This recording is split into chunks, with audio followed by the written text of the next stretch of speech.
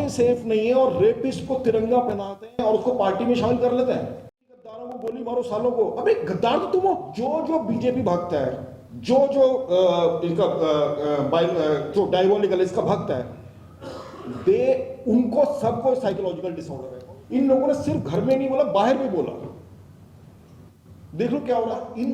इनसे हम लोग जो बाहर है उनको हिम्मत मिलती है। हमको ये सोचना पड़ता है कि यार ये ट्वीट करूं तो कुछ होगा तो नहीं, ये बोल दूं तो कोई कुछ होगा। अभी कुणाल बोल रहा है कि धमकी आ जाती है। और जो मुल्क इंटेलेक्चुअल्स को 4-4, 5-5 साल के लिए बंद करके चाबी भूल जाएगा है, उसका तो बेड़ा गर्क ही होना है ना। फिर उमर खालिद, डॉक्टर उमर खालिद है, उससे ज्यादा पढ़ा लिखा उस प्रिजन का सुप्रिटेंडेंट भी नहीं होगा। हमने अपने यहाँ ये माहौल बना दिया और इतने सारे लोग बैठे। सबसे पहली बात तो जो लोग अंदर हैं उनकी फैमिली यहाँ पे बैठी हुई है, और मैं कलेक्टिवली सबसे बोलता हूँ कि हम शर्मिंदा हैं कि इस मुल्क को इस मकाम पे लेके आ गए हैं कि जहाँ पे डॉक्टर्स, पीएचडी स्कॉलर्स जेल में बंद हैं और कोर्ट उनकी बात ही नहीं सुन रहा। और जहां तक बात रही कि ये अभी हरदोस सर बोल रहे थे, sir thank you so much for saying that, जो 1984 में कांग्रेस ने किया, अगर उसमें इंसाफ मिला होता तो गुजरात में 2002 नहीं होता।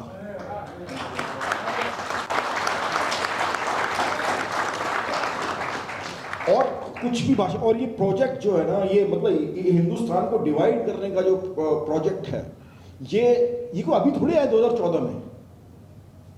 2014 में तो वो बंदा आया जो बायोलॉजिकल ही नहीं है। वो बायोलॉजिकल नहीं है लेकिन वो डायबोलिकल जरूर है।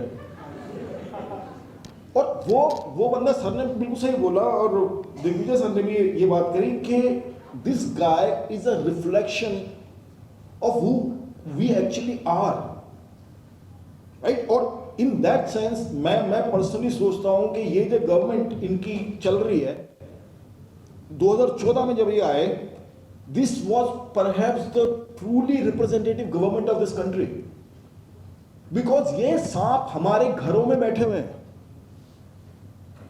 आप अपने घरों में, और ज्यादातर ये ऐप मर्दों के ही होते हैं, ठीक है, बिगेटरी का जो ऐप है मर्दों का ही होता है। अब उन्होंने आपके घरों में आपके चाचे ताए मामे शामे, वो आपको शुरू से ही जो बकवास होता है, कुणाल भी बोल रहा था कि 10 साल की उम्र में उसको वो फिल्म देखने को मिली वो गोडसे के ऊपर।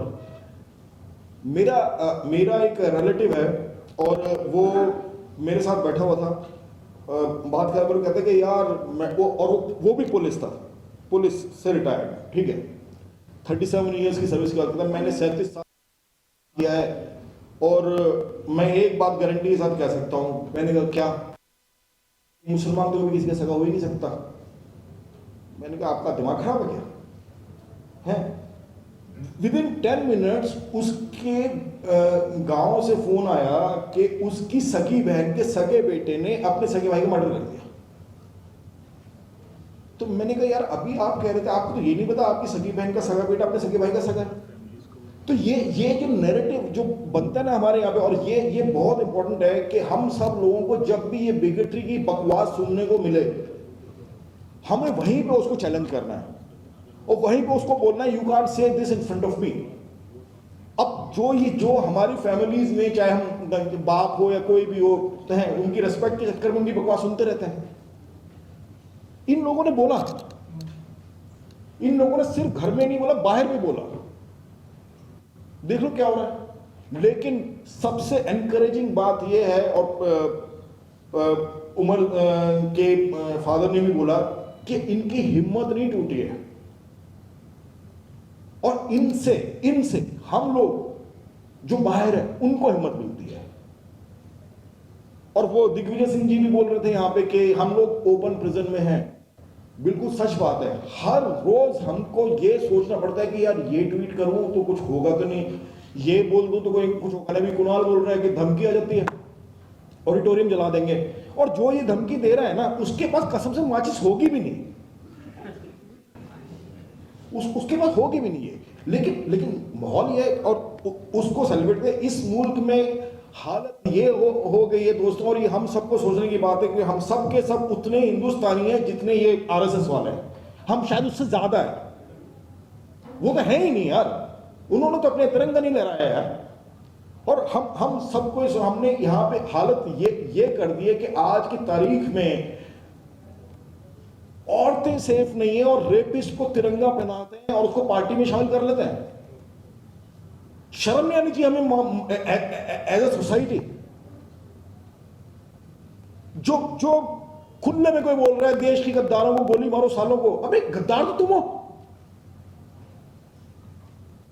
इनको शर्म नहीं आती। और फिर उसके बाद डिनाई भी कहता मैंने ऐसे बोला ही नहीं है। एक वो कपिल मिश्रा, उसकी बयान उसको सुन के जो है मतलब इतना जहर कहां से आता है? ये एक बीजेपी जो है ना, एक साइकोलॉजिकल डिसऑर्डर है। जो बीजेपी भक्त है, जो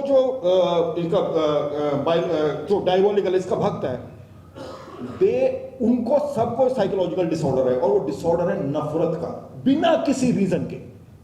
और अगर हम जितने लोग यहां पे बैठे हैं अगर इस मुल्क से प्यार करते हैं, अगर इसको एक मॉडर्न कंट्री बनाना चाहते हैं, तो और जो बच्चे आ रहे हैं यहाँ पे इस कंट्री में पैदा होंगे, उनके लिए हमें क्या मुल्क छोड़ के जाना है, हमें ये बात सोचनी है। और हम नहीं चाहते कि आइंदा कोई भी किसी भी बच्चे की तस्वीर जो पढ़ लिखे यहां लगे। Thank you so much. Milk times को जारी रखने और मजबूत बनाने के लिए हमारी आर्थिक सहायता कीजिए। ये एक आजाद मीडिया हाउस और कमजोरों की आवाज है। आप हमें देखें, सुने, पढ़ें और हर महीना ज्यादा नहीं, सिर्फ 100 रुपये से मदद करें। डिटेल्स डिस्क्रिप्शन में मौजूद है।